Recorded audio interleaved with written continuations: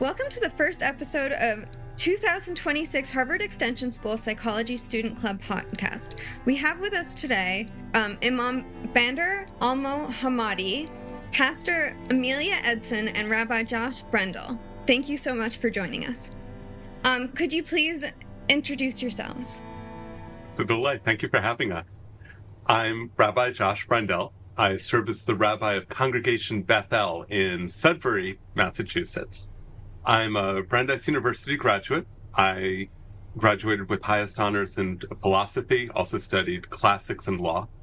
I went on to get my master's in Jewish studies and another master's in Jewish education, both from Hebrew College in Newton. I was in the second class of the Hebrew College Rabbinical School, and that was in 2009.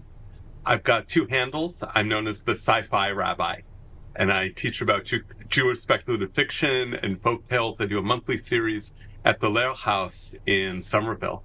And I'm also the rabbi on the radio. I've got a weekly segment on Jewish music and modern life, and that's every Sunday around 8 or 9 a.m. on WERS on the program Chagiga. And my wife and I have two kids and a bunch of cats, and I will break into song at the least excuse. Thank you. Hi, I'm the Reverend Amelia Edson. I serve the Falmouth Congregational Church United Church of Christ here in Falmouth, Maine. For the last 6 years, I was the senior solo pastor here. Over those years, we've grown. It was time for us to hire another pastor. And so this year, I get to be the minister for children and families, and we are hiring a senior pastor. If anyone who's listening wants a really cool church, you can check us out on the website. I graduated from Harvard Divinity School. I was blessed to go on a presidential scholarship. And before I went to Divinity School, I served as a faith director for marriage equality campaigns. And I did work in Maine, Oregon, Rhode Island, and New Jersey. And then I got to do a little bit of consulting for the American Civil Liberties Union around those issues while I was preparing for the ministry. And when I came to serve the Falmouth Congregational Church, which is my first solo call, I also was blessed to be asked to serve as the chaplain to the Falmouth Police Department, and from there was asked to serve as the chaplain to the Maine State Police Association. And so I do those three roles. Mostly the parish work is my focus, but I'm also glad to support our law enforcement here in Maine. Thank you. Hi, my name is Bander Almohammadi. I obtained my LLM, which is master's degree in American legal system, from the University of Kansas School of Law in 2018. And I obtained my JD, which is Juris Doctor, from University of Missouri, Kansas City School of Law in 2021. And I obtained my SJD, which is Doctor of Juridical Science in law from University of Kansas School of Law in 2023, which is the ultimate degree at law school. And I am an attorney licensed in the states of New York, Missouri, and Kansas, and also in the federal level as well, in the 10th Circuit.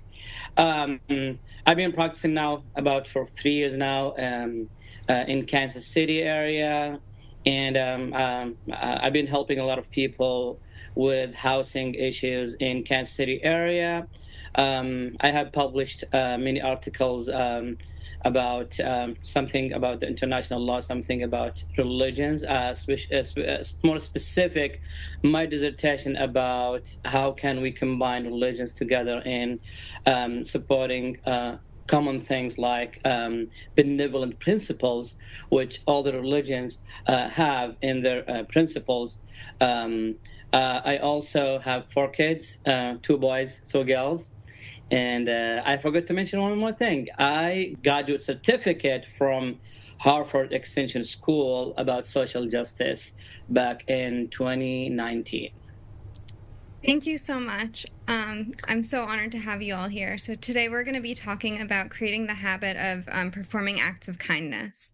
So my first question for each of you is, how do you believe kindness starts? If you and I may begin. Yes. So, the kindness starts with action. So we have a moment that we truly notice other people's humanity, their dignity, their need.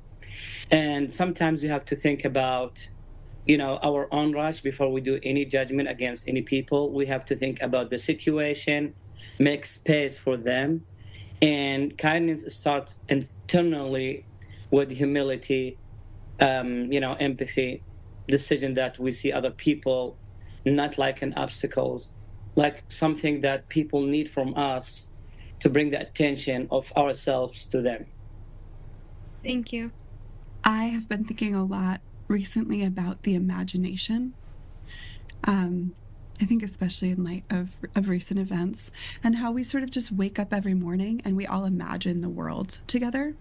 And the world that we are imagining is in fact the world that we have, right? And so if I imagine that my neighbors are scary, if I imagine that I'm in danger, then that will, like, if everybody else imagines that too and becomes fearful, becomes protective, is only looking out for themselves, that world is the world I'll live in. And the opposite is also true.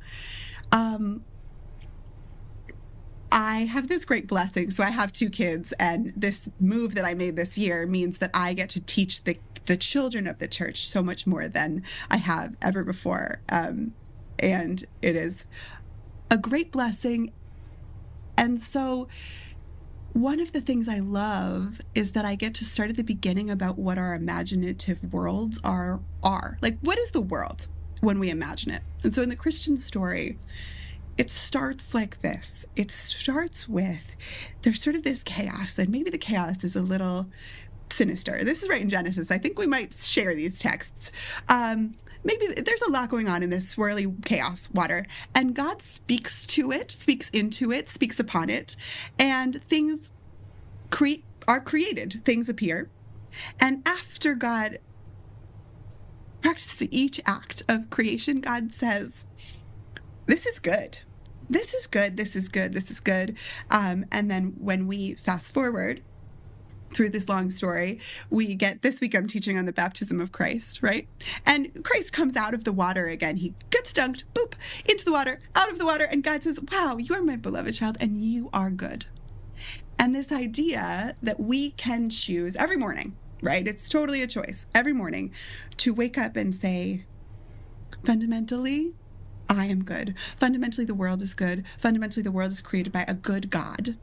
And that if I can imagine that, choose that, and I'm walking through the world with that as my fundamental turn, as my fundamental belief system, then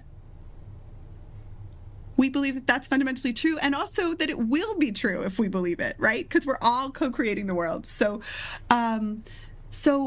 where does kindness start? Maybe it starts with our imagination of what is true and who we are and who other people are. And that is something over which we have a lot of control. I love that. Thank you. These are really beautiful answers.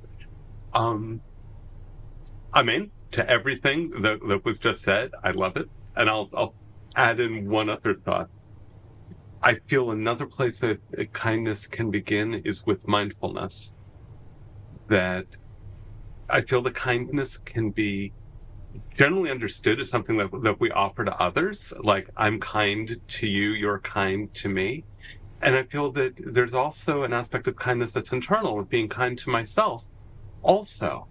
And both of those forms of kindness require mindfulness. It requires me to be aware of where I'm finding myself physically, spiritually, relationally. As we just heard, in order for us to engage in that act of imaginative creation, it's necessary to see things as they are so that we can imagine them as being in another way also. So mindfulness, I feel, is very, very important. That's the only way for me to become aware of where I need that extra bit of care or where you may need that extra bit of care. And in a lot of ways, I feel that's where our liturgy helps us. If you have a daily spiritual practice or a meditative practice, heck, just pouring your first cup of coffee with a little bit of extra intention, anything to remind us that we're called into this world to be kind and to remember we have a role in that. Thank you. It's very insightful. So again, for each of you, what does it mean to be kind for you, and how can we be kinder? I'll jump back in. So I feel that kindness, again, has at least two aspects and probably more. What does it mean to be kind to myself? What does it mean to be kind to others? And it starts with the mindfulness, seeing you where you are and not wanting you or wanting me to be anyone other than I am or as you are. I feel that kindness is where I want for you and for me to become our best selves and to help each other to become that best form of ourselves. And I feel that we can be kinder when we pause to really look in the mirror at who I am, to really look into the computer screen and see you, and not as we might judge each other by our shortcomings, but rather as we lift each other up by our best selves. So for me to be kind with my kids, for example, when I come home and I'm tired and hungry and cold, yeah, it's hard for me to be like, oh, how was your day? How are you? Let me engage with you and figure out where you actually are. I've got to be kind to myself first. So my practice has been to take an extra couple minutes in the car before I get out and sing an extra verse, or eat a granola bar and get my blood sugar up, or do whatever, yell and scream, whatever I need to do to shift from those places in myself that are tense and rushed to those places in myself that are receptive and open, so I can meet my kids as they are and celebrate who they are and help them to become who they would like to be, and my wife as well. The cats just want to be pet or fed. It's much easier with them. Yeah. One thing that I've learned from my police officers actually is that, it's so funny. Like, they can be, that is a hard job and they get called out. But in my experience, no matter what the emergency is, all the officers go to the bathroom and have a snack. We'll have a snack before they respond to an emergency. And that has been such a learning for me, just kind of well, listen, I don't know what comes next. I don't know where I'm going. Let me just baseline make sure I have what I need for whatever comes next. And watching them get a call and then just take care of those basic needs. It's oh yeah, I need to do this before I go home to my toddlers. Between church or a hospital visit or, being out, I need to, before I get home to my toddlers who are going to be full of needs, get that granola bar in my system, have a drink of water so that I can show up fully. And I definitely have learned that from watching my officers who could be more in a state needed, urgently, but they take that moment. So self-care helps us be kinder, which is amazing. Thank you.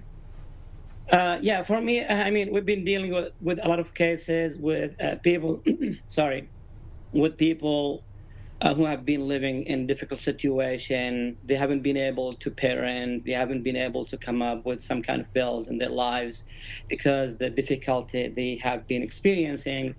And for me, kindness is kind of you act for someone else good. You try to make them happy. You try to resolve the issue they have been doing or they have been experiencing for a while. Sometimes there's no reward from them, but there's a cost. It can, sometimes you have to be patient with them, give them practical help, how to help him out, provide some, forgiveness if they say something that is not, polite or is not be acceptable, and how to become kinder by practicing small, repeatable behaviors or patterns like listening fully to the people's issues in their lives, Most of the time, people just talking. They need someone to talk to. And what we do in our practicing, so basically, I'm trying to listen to them, even though they're mentioning something are not relevant to the case or are not relevant to the legal issue they have. But I'm trying to pay attention to their problems and assuming just good intentions, thanking people sometimes for the things they've been doing, apologizing quickly if I do something wrong to them. And also, I've been looking for the opportunity to, serve rather than to be served. Thank you. So William James says, habit is thus the enormous flywheel of society, its most precious conservative agent. Why is kindness important, and why do habits matter in the context of practicing to be kind to others? I can't remember who said this, but I had this quote on my whiteboard in my kitchen for a while: habits eat everything else for breakfast. Because we can't outrun our habits. They are we're always in formation, right? Like, we're always becoming. And so what we are doing is impacting who we are, right? We're not static. I think that's one of the major claims of faith, right? That's why one of the reasons we practice faith. For me, I think the habits of, perhaps not surprisingly, because I'm a Christian clergy person, but the habit of worship is a really important one for me. I often say that even if we all just sat in the same room together and didn't do anything else, it would be worth it, because having 200 people who have very little in common, who are on different sides of the political spectrum, who are different sides of the socioeconomic spectrum, are different sides of the age spectrum, and are there sort of coexisting, trying to eat, muffins, trying to sing, whatever we're doing as a community, right, in worship, after worship, during fellowship time. That's actually a really precious space. And we're losing access to intergenerational, multi-identity spaces. We're being segmented, right? This is what social media does. This is what private clubs do. Like, if you're paying for something and it's based on your interests, you are self-segmenting, right? I think most of the time. And so worship sort of makes you, it's this habit that makes you come into contact with other people that you wouldn't usually rub shoulders with in this way that's both lovely and uncomfortable. And then you do things like you all confess that you've fallen short of who you want to be all together at the same time. Or you offer these deep prayer requests. You say, this is what's happening in my life. My daughter is sick, or I'm worried about my marriage, or I have cancer, or I have Parkinson's, and you practice this vulnerability with strangers with whom you have nothing in common. And then you go home with homework, which is that you're supposed to pray for them. Like, you are supposed to take those prayer requests and think about these strangers who you may not like, who you may just not agree with, and carry them around with you. And I think all of that's a little bit radical. And so when it's done well, when it's done with humility, when it's done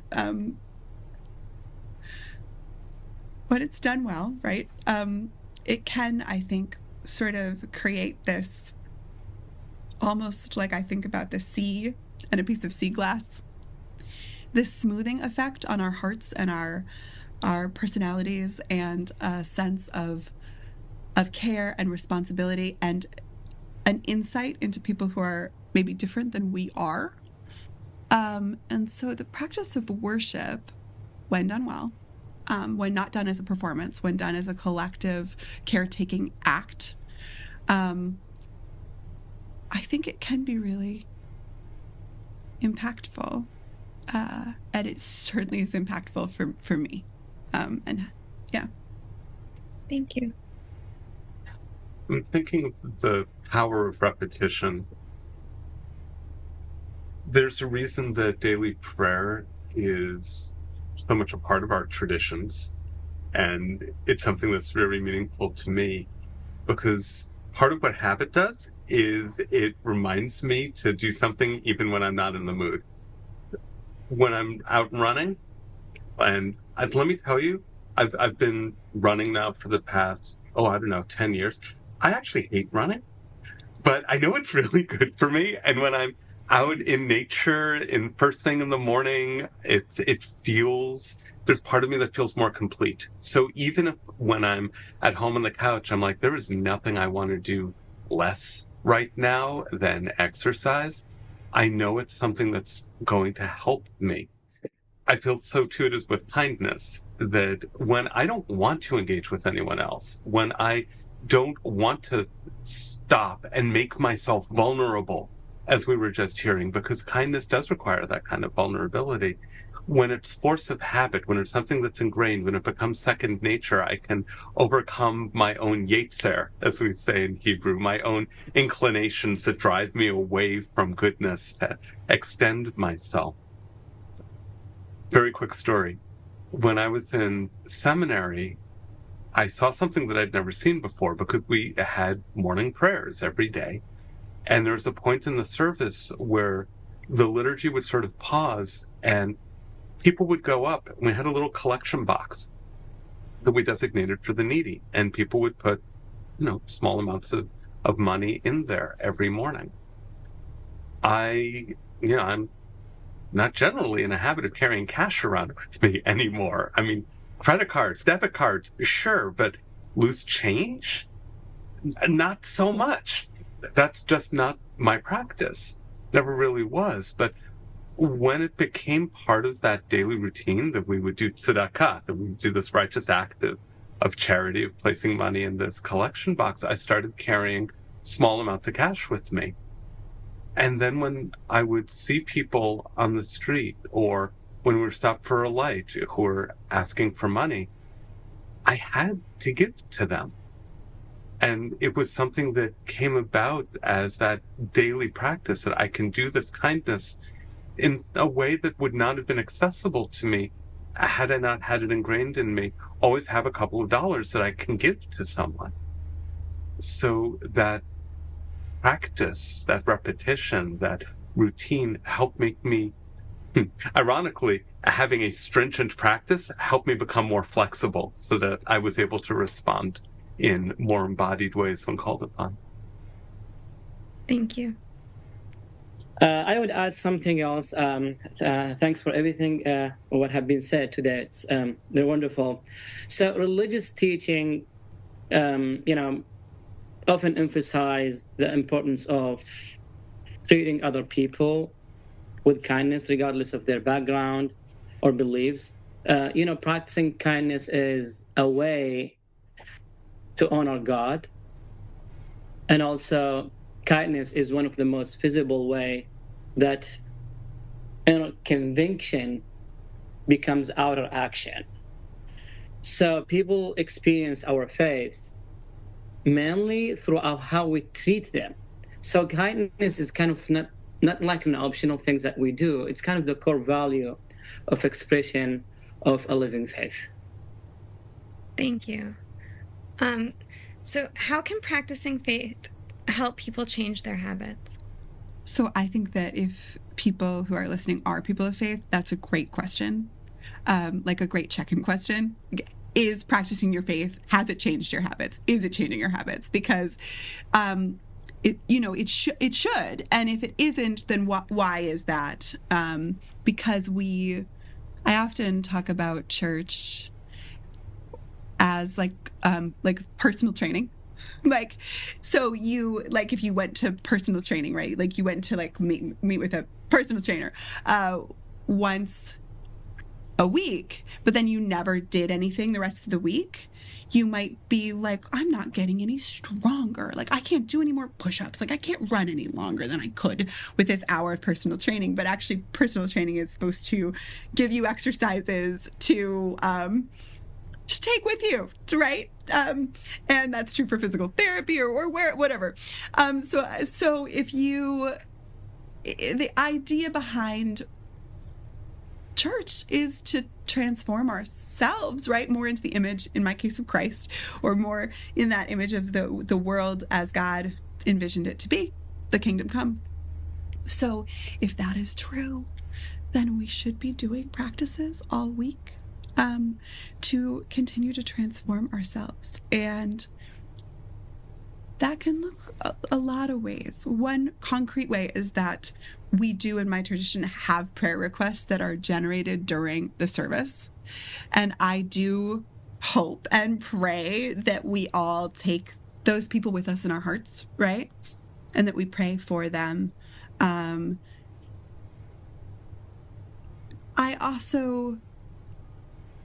think it can be acts of, like, a lot of our folks will go to the food pantry together. Or we've been involved in a lot of packing groceries this week here in Maine because a lot of our neighbors are sheltering in place. And there are a lot of opportunities generated by the community for service. So prayer and service.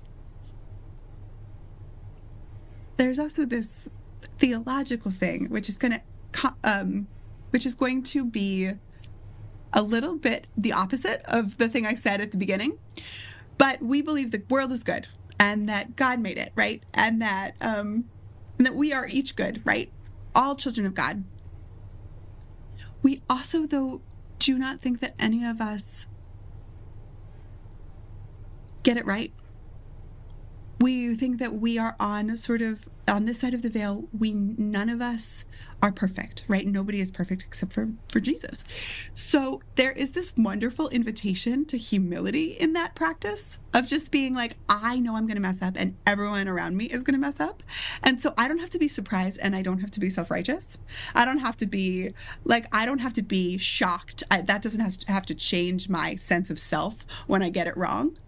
I can apologize and I don't have to, if Rabbi Josh is really grumpy with me in the mornings, I don't have to decide that he's a bad person or that there's something, he is specifically, a meanie. I can just say, he was having a moment of being human, and I have those moments all the time. And so there is this invitation to humility. This is something that I feel like we are not really emphasizing perhaps enough in Christianity right now, but it's right there in the scriptures. This idea that we all fall short and we can live as imperfect people, beloved of God, and our neighbors, we should also expect them to be really imperfect people, also beloved of God. So. Thank you. I love the question, this idea of transformation. There's a really great book called God is a Verb that reminds us that, in Hebrew at least, the word for God is this sort of fascinating, transcendent form of the verb to be, one of God's names. And the essence of our tradition is transformative, just as what was said. We want to grow beyond our own imperfections. We want to get closer towards the kind of person we want to be, recognizing with, again, we say in Hebrew, anava, with humility. We're not angelic. We're not perfect. We're made from the dirt, from mud, specifically to teach us that the earth also, if you expose it to heat, it gets hard. If you expose it to water, it gets soft. We're changeable. We are mutable. And I feel in some ways that religion serves to help us remember that we're not stuck. And kindness requires, I feel, a certain amount of hope. And the hope in this case is that things aren't going to be always exactly as they are. Because if they were, what would the point be of us trying to change anything or acting in the world? So that a hopefulness that change is possible allows us to manifest that kindness, both towards ourselves and towards others, because we can try to be our best selves. We can try to encourage others lovingly and kindly to grow beyond where they are in this moment, and to imagine, back to the imaginative point, a way of being more open, more kind, more vulnerable that we might not be able to inhabit right now. The power of religious confession, and I know that it's different in all of our religious traditions, and there are similarities at the same time, require us to have a little bit of that kindness. At the Jewish high holidays, there's a moment, several moments of confession, and where we quite literally make a fist and beat the chest. And there are lovely, lovely kavanot, spiritual interpretations that say, maybe today you need that wake-up call. Wake up, wake up. We're going to do it different. Or maybe today, instead of making a fist, we do an open hand to say, you know what? You got it wrong. It's okay. It's okay to be soothing. Stop beating yourself up. You too have good parts of yourself. So the manner in which that transformation can take place, sometimes we do need to be a little hard on ourselves. Sometimes we do need to give ourselves some care. And that comes back to the mindfulness. What do I need to wake myself up? What do I need to move out of the rut that I'm in to find myself able to occupy a new place in my heart? And that requires care. That requires imagination. That requires mindfulness. And it requires discipline. And discipline is not a bad word. Discipline is not necessarily a finger waggling. Discipline can be that order, that routine, that structure that I need, that patterned habit to give me the strength to hold to something even when everything else around me is so very, very difficult. I would add, just very briefly, a lot of my congregants are struggling right now with food insecurity, with financial insecurity, with fear for their legal status, some of them. And that kindness has been very, very important, both the kindness that the community has been giving to these members of our community, and also for these people who are in such depression and fear, to recognize that doesn't mean that I can suddenly, just start being mean to myself just because others are being mean to me, because there is a seductive quality to that. And to say, no, even if others are going to be mean to me, I'm still going to be kind to myself and share that kindness with others. And that is part of the beauty and the blessing that a religious practice can offer if one is so inclined. Thank you. I would add that regardless of the faith that we believe in, we have different faiths, and that practicing a faith is kind of sort of repeated actions, prior reflection, serving, gathering, forgiving. It's kind of the repetitions train our heart, as the way that the physical body, the physical exercise, shapes our body. It's kind of habitual, becomes part of our character as time goes on. Habits make kindness sometimes, but most of the time reliable, not just accidental, not just one moment, one occasion. So how that would change, people's life, or how can we make this impactful in people's life? Faith practices create like a regular moment of self-reflection or self-examination or reorientation of ourselves. They remind us that our value is bigger than our impulses. So when people repeatedly return to teaching love, teaching mercy, teaching generosity, teaching humility, all of these ideas start with, to replace the old pattern that people have in their lives. Some people, they have anger. Some people, they have like stress, something that impacts their lives in a negative way. All of this kind of repetition that we have that would replace all the old habit that people have in their lives in the past. Yeah, I love the idea that, like, the starting idea that, like, the world is hard and it is hard to be kind and it is hard to be good, and that you need a practice in the same way that you wouldn't be like, I'm going to wake up and run a marathon. I'm going to wake up and, like, bench press some amount of weight. There's sort of this hubris in thinking that we can wake up and, like, be kind every morning on our own, like, willpower. So I would say that, again, like, not surprising, right? Oh my gosh, the clergy person thinks you should go to church, right? But not that people need to go to church, but, like, that I would really encourage all of us to think about, like, what is the practice that where I train for the world? The world is not getting it doesn't seem to me that the world is getting any more idyllic. And so how do I train to be kind? And what are my practices? And also, like, do they involve other people? Because it's really easy to be kind, I think, when it's just like you. I find it much easier, personally. Then when there are other people involved in my practices, then I find out how much more practicing I have to do. This reminds me of a teaching from the Jewish tradition I'd bring forward.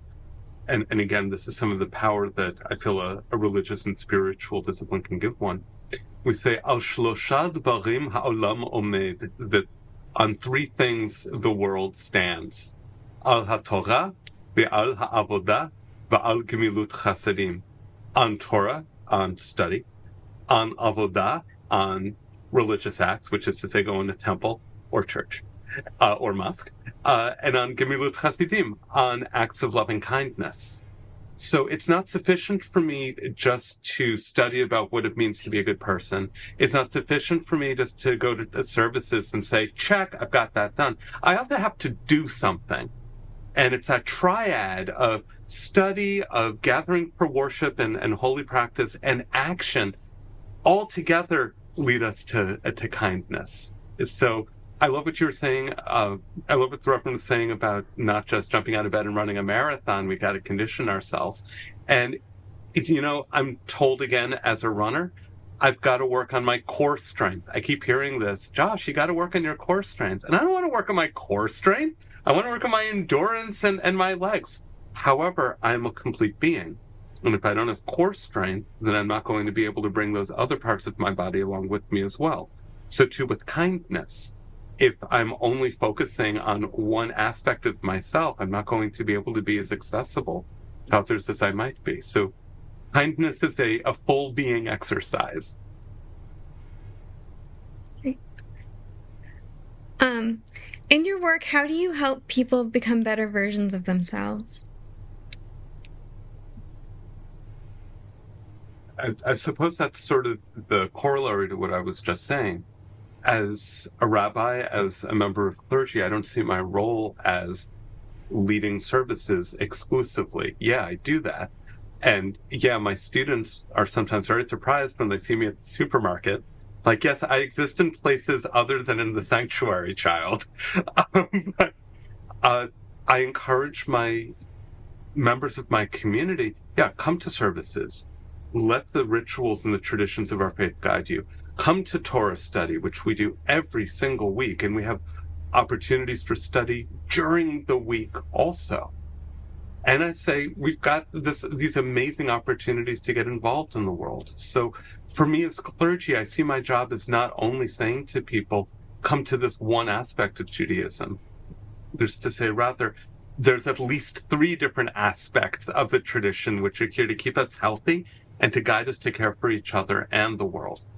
The social justice and the worship and the study together. And it's putting all of that out there again and again with the reminder to be kind to yourself also, so you can be kind to others. I'm hitting on this point a lot. Apparently, you're bringing something forward from my heart. One last thought.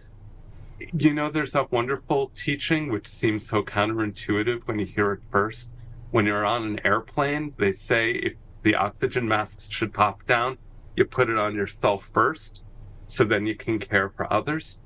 I feel that is the exact kind of teaching we're talking about here. Be kind to yourself by giving yourself the space to study, by giving yourself permission to stop work and go to services, by giving yourself permission to do something for someone else that might feel frivolous or unimportant. Fine, I'll feed them for today, but what about tomorrow? Well, you know what? Feeding them for today means I'll have it tomorrow. So that's part of how I encourage my community to engage in these acts of kindness, by bringing all the aspects of our tradition forward. Thank you. So what is a kindness that you are grateful you've received, and what is a kindness you are glad that you have performed? And how do practicing these small acts of kindness impact others? Maya, if you don't mind, I would like to go back to the previous question. I would like to add something to it, to what Rabbi Josh said. So basically, we've been dealing with, difficult population, with many people they're struggling with their lives all the time. When I sit down with my clients and then talk to them, give them a chance to talk, basically, I explain to them, life is not perfect. We all have ups and downs in our lives. We're not living in a perfect life. Even though I am an attorney, that doesn't mean I am living in a perfect life.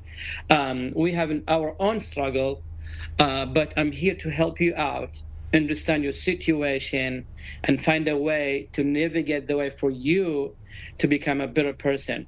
So basically, I encourage them all the time to, do kind of small, concrete steps toward the future. Also, I highlight or emphasize the idea of thinking about something they've been doing so good in their lives, and then see if there's any progress. And I told my clients all the time, do not demand any perfection. We're not perfect. We're human beings. Nobody's perfect in this life. So try to focus on the progress that you have in your lives. What kind of person you'd like to be, what kind of skills or qualities that you have in your lives that you could use or utilize to achieve your goals and to become a better person than you are right now. And keep in mind, it's just one hole, and then you will be coming back on your feet again, and you can see the light at the end of the tunnel again. Thank you. I have a comment on the last one too. Sorry. Skipped ahead. No, that's okay. And I think the Rabbi and Imam have heard me say this before, but it's like, it's not something that preaches that well, but it's something that I think about all the time. Mostly because of my demographics, but I'm a Marvel fan. And you know how doctors, you may or may not know, there's a person called Dr. Strange, and he has this mirror dimension. And in his mirror dimension, he can go in and he can do magic and practice his skills. And it doesn't count, or it's not supposed to count. And sometimes I feel like we can use our scriptures, our stories, as a sort of mirror dimension, because I can get into very specific things about my life. Like, here is why I am mad at this person. Here is why I don't need to share my stuff. Here is why, but I can go into these stories and look at the generosity or lack thereof, because a lot of the people in our stories are really imperfect in the Christian, shockingly imperfect people in the scriptures, in the Christian scriptures, at least. And I can look at sort of how things work in this mirror dimension. And it's very low stakes for me, right? Because it's not about me, right? It's about other people. It's about Jesus. It's about Moses. It's about Jacob. And then I can come back and I can sort of use those skills that I found in the mirror dimension in the scriptures and apply them to my life. And so I use that mirror dimension a lot for myself, for my congregation, and now for my congregation of kiddos. And so I would say that's one of the chief ways that the tradition helps people be kind, is creating a mirror dimension. And this could be I have colleagues who do this with Harry Potter. I have there are other mirror dimensions you can make, but having a mirror dimension where you can think about values in a way that isn't about you and your specifics and other people and their specifics is very helpful. And then the other thing that I just will never stop talking about is the fact that my congregation cohabitates and does life together. They don't live in the same house, but they have to, we are congregational, so they call the minister, they decide on the budget. If there has to be a renovation, they have to figure out what they're up to. They have to figure out how to label food and for fellowship hour because someone is vegan. They all have to sort of create community, and the annoyances of that and the learnings of that and the hearing each other's stories and the needing different things and the my wheelchair doesn't fit past this chair you need to nurse in. All of those little moments of community life, I just feel like they do nurture kindness, especially because they happen in this place where we are trying to teach values. So you're running into needs that are different than your own, wants that are different from your own, and you are doing it in a space where hopefully you've just heard a message or you've just sung a song about your values, and you're hopefully a little bit more reminded than maybe you are, at the supermarket parking lot. And so I think that, hearing about values in the mirror dimension and then having a little bit of an in-between space, which is the community life of the congregation, then hopefully those are the training wheels. And then we go out into the world, and what if someone has a need that is you don't understand and is different than yours out there in the world, and maybe you have a few more muscles for that, a little bit more control over your magic, perhaps. So that's how I hope and pray that the congregation functions. I would echo Pastor Amelia about creating communities where people feel safe to admit struggle and try again. So once we create this kind of community, people will feel safe and come to you and admit all the things that they have in their lives, and then try again, and then you can guide them to the next step in their lives and to be successful. I mean, I'm with you both. By the way, Pastor, that preaches perfectly well, just so it's said. The Imam, I think, makes a really great point in following on the pastor here. That's another part of the value of being in a faith community, where we support each other, where we give each other the training wheels when we need them, when we give each other encouragement when we need it, where we teach each other when we're at a loss. And when we're talking about, again, kindness, that's a really, really important element there, is having a community to turn to, whether it's a faith community or a social community. But having that place with others is a critical part of kindness. Thank you. So what is a kindness you are grateful you've received, and what is a kindness you are glad you've performed? The most humbling kindness I have ever received is my ordination. And I'm humbled by it every moment, like every day, because there's just a tremendous amount of trust. And we go through a long process. We do, in my case, graduate school, or at least seminary, and we do hospital rotations, and we meet with councils and committees and write papers, and it's probably, somewhere between 3 to 5 years of process, and that's if you're clipping right along. But to call someone as a pastor says, you are going to be at my wedding, and you're going to be at my bedside, and you're going to be at my hardest moments, and I'm also going to have to listen to you talk so much of, I'm going to give you my time and my vulnerability. And I just think it's such a tremendous thing to look at someone and say, you're allowed to be a pastor or a clergy person. You're allowed to be my pastor, my clergy person. And so I kind of go around, honestly, with the weight of that trust and that kindness, and wanting to live up to the person that the people who laid hands on me and said those words over me and ordained me, that they saw. I think that's my most aspirational self. She's not here all the time, right? But trying to be that person that the community saw when they ordained me and when they called me to be their pastor. And then I get to just do these tremendous things because of that kindness. So I feel this honor most, probably when people are dying or when I do their funerals. Because again, you live a whole life, right, been the pastor here for 5 years, which means when an 85-year-old dies, I get to sit at his bedside.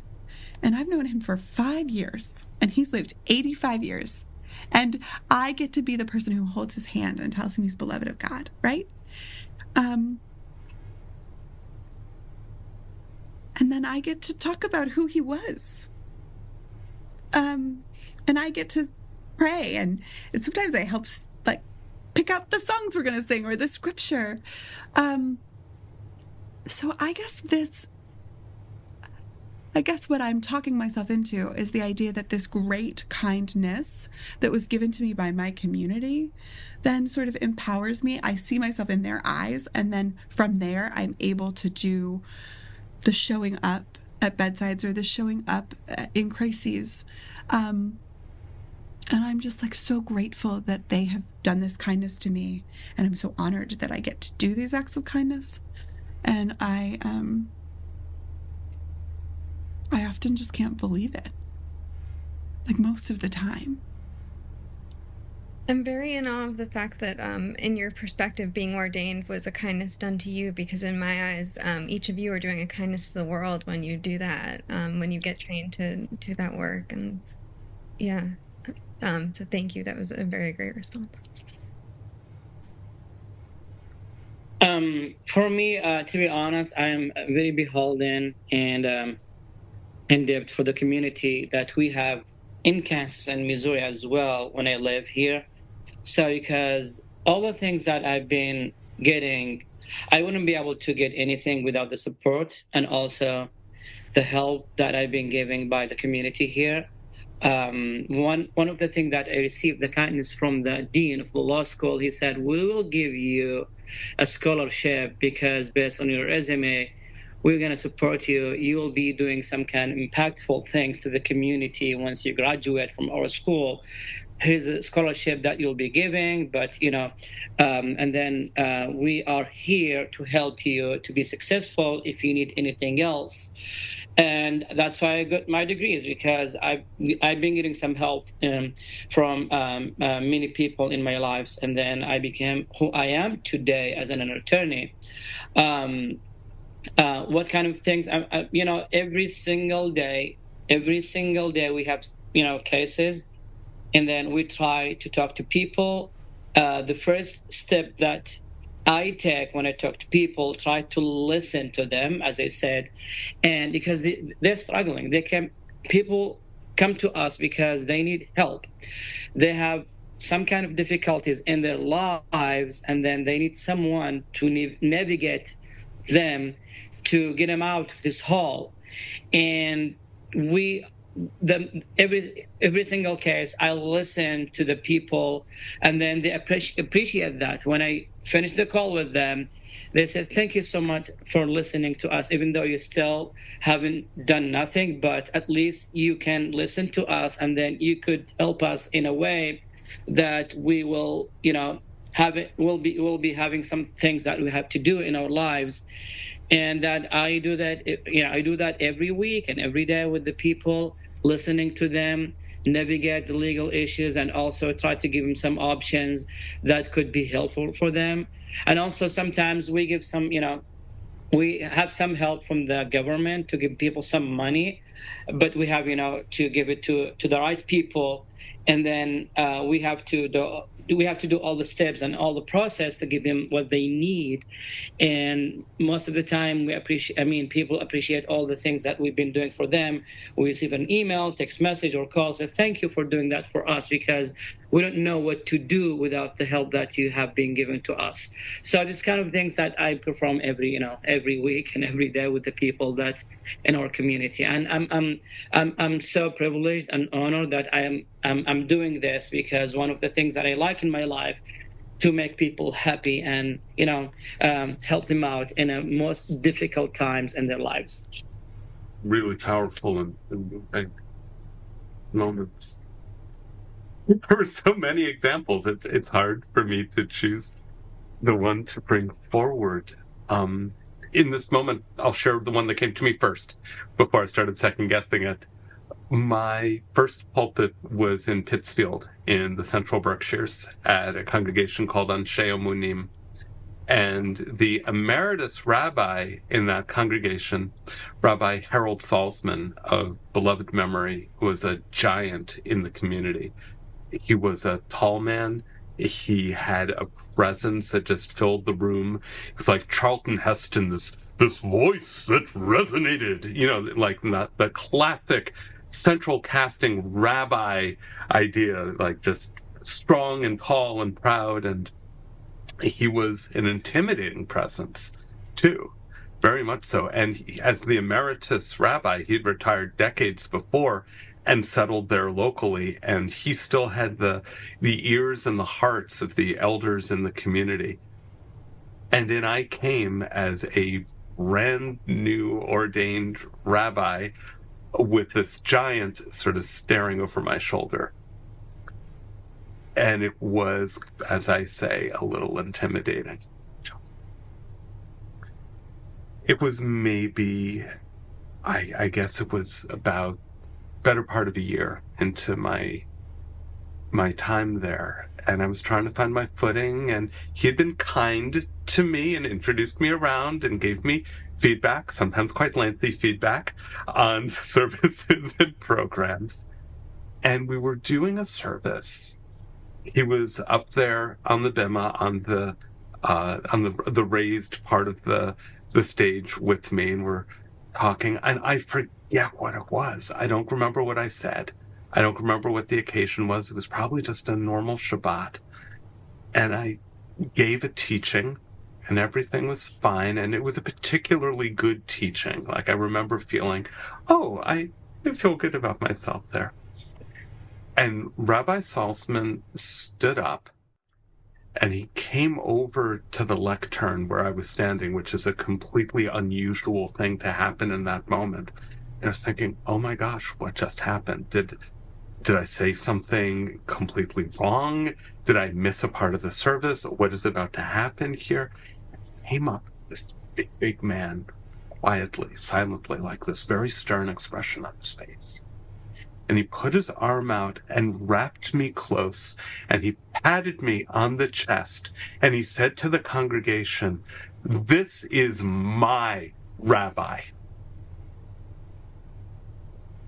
which was an act of such profound loving kindness. Like, I teared up, because this great man who helped write one of the chapters in the Reform Rabbinical handbook, this towering presence, this man whose approval I really craved, said, "This man is my teacher." That's what rabbi means. And after all of these years, that must have happened about 15 years ago. And I remember that as an act of great kindness that he did me. He set me firm on my footing. And even though we didn't always agree, in fact, we disagreed quite often, which in Judaism is seen as an invitation for debate and dialogue. Like, that's a good thing, because we have two smart, dedicated people disagreeing. That means that something holy is going to come out of that conversation.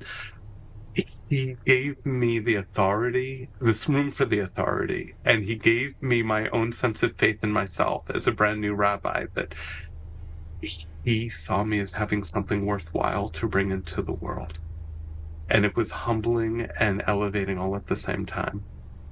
That was an act of profound kindness that he did me. And you asked us about a kindness that we've done to others also, and it's the inverse. Rabbi Salzman really saw me as his successor in leading the community, and I was there for a decade. And the time came for me to move on. In Judaism, we, as rabbis and cantors, we choose our own pulpits. We write a resume and a cover letter, and we apply, and there's a committee who we do interviews with, like a normal job. And Rabbi Salzman said to me, "I'm really sorry to see you go. I wish you wouldn't. And I understand that the time has come and you've outgrown us and your family needs more than you can find in Pittsfield, but would you come back to bury me?" And I promised that I would come back. And I said, depending on who the rabbi then becomes, I'll have different roles, but I will be there for you. And I will place earth on your casket. And he died about a year and a half after I started my new pulpit. And I came back, and they were marvelous to me. And they gave me a lot of space to help honor Rabbi Salzman. And I remember standing there. I spoke at the funeral, but I remember standing there in the cemetery. And I said to him in my heart, I'm here for you. And in Judaism, we describe placing earth on the casket, which we do. Like, it's considered a very great act of honor to place earth on the casket, because it's seen as the last act of earthly kindness that we can do for someone else. They can't ask us to do it. We do it out of our love for them as a kindness. And I said in my heart, this is the kindness that I want to offer you. As you offered me my kindness, you helped me launch on my next step, and I want to help you as well on this next step. So it was Rabbi Salzman who really modeled kindness and helped me to offer him a kindness in church. That is such a beautiful story. Wow. Thank you. I love the Jewish tradition of placing earth on a casket. I remember I did that with my grandfather, and it's just so raw and so painful, and it's very hard to do, and I guess it is an act of kindness. Thank you. That was a beautiful answer. In a world filled with a lot of divide and hostility, often even in the name of religion, how can we use kindness to close this gap and bring people together? And also, how can we use kindness to combat fear? I would say, in the hostility environment, so kindness doesn't, erase the differences between people. But, it changes the way that we, hold them. It allows disagreement, but without dehumanization. When people encounter, unexpected respect from someone else, they thought that wasn't an opponent. And, that would, disrupt the stereotypes and opens conversation with other people. You think they were going to, disrespect you, but all of a sudden they just respect you with all the disagreement you have. Kindness in this situation creates the rational safety where honest dialogue becomes, possible between people, especially when we have a disagreement or in a hostility way. In my practice, I can give you an example. As an attorney, we have to talk to the other side. I have to talk to the opposing counsel all the time. But what I do all the time, I try to talk to them in a respectful way that makes the case less difficult. I talk to them and said, okay, I know I have to help my client, but here's the deal. We would love to work the case out if there's any way or any possible way to work the case out without getting, in hostility. And we try to work the case out in an amicable way that makes everyone happy. And it works now with a lot of people. Now, it's kind of, you build your reputation based on this discipline. Then people, will know you. You are very respectful, and then they are willing to deal with you. They are willing to listen to you. They are willing to sit on the table with you and see what options on the table that could be helpful, and build a bridge and reduce the gap, or mitigate the hostility that have been existing, and whatever that people would be. But at least when we talk to the people, they know you, that you build the reputation of becoming more respectful in the community. Then you can reduce the gap between people, and then you could resolve a lot of issues between people, and then you could address all the differences, and then try to encourage respectful dialogue between people, regardless of their religions or beliefs. So in that way, we could, with kindness, we can help a lot of people with different background, with different religions, and come together as a community and help each other, and then try to teach them we need to treat each other with respect and dignity, regardless of our beliefs or disagreements in any issues that we have in this life. Yeah, Maya, this is such a poignant question for me, because it is very difficult sometimes for me to see the ways that my faith is used to divide. And it feels like so puzzling, because it just feels like it shouldn't. You look at Jesus, right? And you look at our teachings and our traditions, and you just are like, how did we get, here's the band and here are the fans, and how did we get here? So I have little spirals about this every morning when I check the newspaper. Although I will also say that every single day there are people of faith practicing deep acts of kindness, that we are, and that just isn't on the front page. We continue to be, I think that people of faith continue to be the number one sort of social agents of feeding and clothing and caring, and that just doesn't make the newspapers. But this idea of how do we become less divided while being more faithful? And as a Christian, I want to say, well, if we were all more faithful, we would be less divided. But I don't know if that is true. I don't know. So I think that for me, it must be cultivating our own connection to our texts and our spirit. I think where things go wrong, this is just a theory, is when it's co-opted and it becomes sort of somebody decides to take faith and use it as a way to get themselves power, right? Because I think faith is mostly a practice of giving power away to God, to neighbor, to family, to disappearing the self in some ways, right? Through kindness, through generosity, through humility. And so I think we have to be very cautious about people who are using faith to make themselves bigger, right? Because that is the wrong direction most of the time.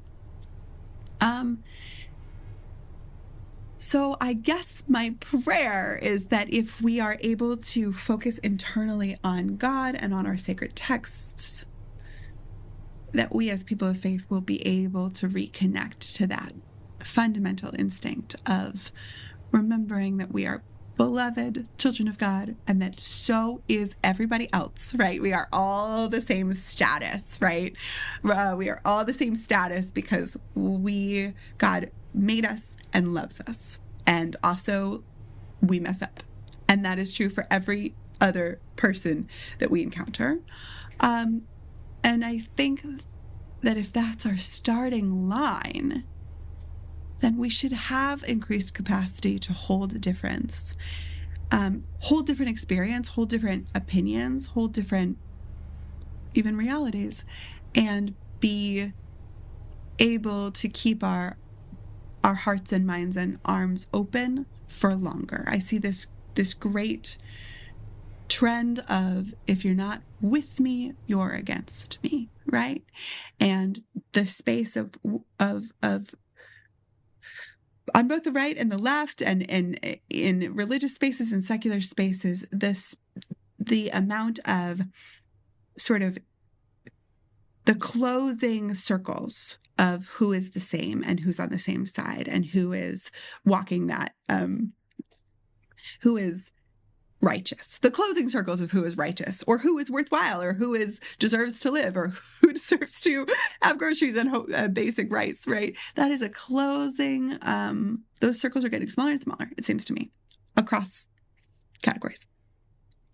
And so remembering that no one is righteous except for God, and that God's position, your neighbor's position to God, is the same as yours. Oh, I really pray. I really believe that will and has and does change the world. And I just have to hope. I have to keep hoping and praying and believing that. I choose to. The point about division is well taken. And the point about reaching out to others to say, hey, can we get along, is also really well taken. I want to come back, I suppose, to mindfulness, that I believe that all three of our traditions have some version of the idea that humanity has an essential holy aspect to them. And I know that all three aspects of our traditions have some version of be good to others, which we often call the golden rule. And I think it comes back to being willing to resist those voices that would divide and conquer us. It comes back to a desire to hand over power for the sake of love and peace, which is, again, so precious in all of our traditions. There's the line from South Pacific that says you've got to be carefully taught to hate. And I believe our natural inclination is to just have everyone see one another as being potential allies and not as potential enemies. You want to know something that brought me to tears just this past week? I heard Lady Gaga's new release where she sang Mr. Rogers' theme song of Won't You Be My Neighbor. I literally was in tears at the end where she said, please won't you be my neighbor? And that song's helped shape my life. You know, some of my earliest memories are watching PBS. And when here you've got Lady Gaga singing Mr. Rogers, who really was actually pushing, I think, in a very prophetic way in his day, a lot of to overcome racism and the divides that were in our communities at that time. When Gaga was singing that now, oh my gosh, those words hit me. Saying, please won't you come in? Those words became an act of kindness. And I feel it's that invitation and the reminder that we are all human and equally flawed and equally precious and with equal potential towards holiness. Yeah, that's when we hold to that with mindfulness. When we sing our songs together, we begin to find an introduction, just a bit of an opening for some love. And that leads us to kindness, and that leads us to peace. And I hope that people can. I also was like last night tearing up to Lady Gaga seeing Mr. Rogers. It also occurs to me that, like, I think a lot of people have a really small God right now. Because as the rabbi just said, like, the God that teaches these things is so big. And I sometimes watch people in my tradition and I'm like, do you feel that you must go into the world and defend God, the creator of the universe?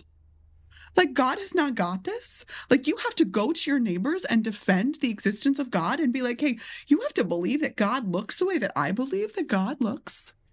And I'm just like, God is really big. Like, God made you, God made your neighbor, God made the whole earth. And like, what if your neighbor is super wrong about something? Huh?